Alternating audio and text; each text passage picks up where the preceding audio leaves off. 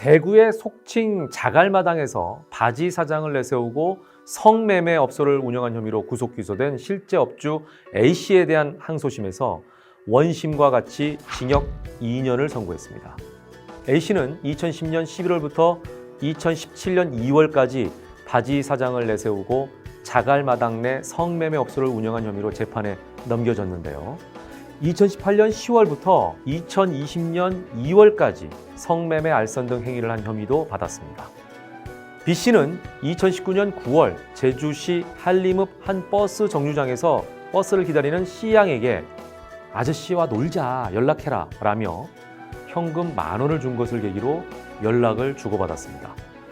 B씨는 같은 달 18일 오후 C양에게 전화해 20만 원을 주겠다며 성매매를 제안하고 그 혐의로 제주지법으로부터 벌금 500만 원과 40시간의 성폭력 치료 프로그램, 아동청소년 관련 기관 등의 2년간 취업 제한을 선고받았습니다. 주거지역과 교육시설이 밀집한 신도시에 리얼돌 체험방이 들어섰다는 소식에 이 지역 맘카페도 들썩였습니다. 지역 주민들은 관련 게시글에 신도시에서 내쫓을 방법이 없는 거냐? 창피한 줄 모르고 대놓고 영업하는 게 이해가 안 간다 등 공분의 댓글을 남기며 지자체를 상대로 단체 민원 제기에 나서기도 했습니다. 2020년 1월 25일 경찰청 발표에 따르면 지난해 1월에서 9월 성매매 업종별 단속 현황 통계에서 전체 3,526건 중 채팅 앱이 712건으로 가장 높은 비중을 차지했다고 합니다. 성매매 수법이 날로 교묘해지며 채팅 앱을 통한 신변종 성매매가 급격히 늘어나고 있는 현실입니다. 이에 경찰은 채팅 앱 등을 통한 성매매는 전통적인 업소형에 비해 접근이 쉬워 가출 아동 청소년들이 피해에 노출될 확률이 높기 때문에 급변하는 환경에서 아동 청소년을 보호하기 위해 늘어나는 신변종 성매매 단속을 더욱 강화할 것이라고 합니다.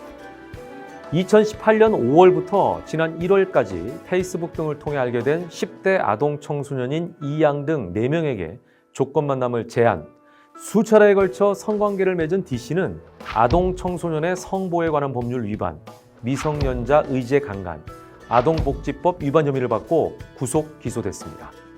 D씨는 만남 과정에서 E양 등에게 음란 행위를 시켜 이 모습을 촬영하거나 스스로 나체 사진을 찍게 한 뒤 이를 전송받아 소지한 혐의도 받고 있는데요. 피해자 4명 중 일부는 만 13세가 되지 않은 어린아이들인 것으로 파악됐습니다. 여러분은 이런 뉴스나 기사를 접할 때 어떤 생각이 먼저 드시나요? 사건의 내용에 따라 바라보고 생각하는 부분은 각자 다를 수 있습니다. 일반적으로 우리는 보다 강력한 처벌을 원하면서 때로는 분노를 하기도 하지만 세상을 들썩들썩하게 하는 엠번방과 같은 사건이 아닌 이상 나랑 무관한 일이라고 치부해버리기도 합니다.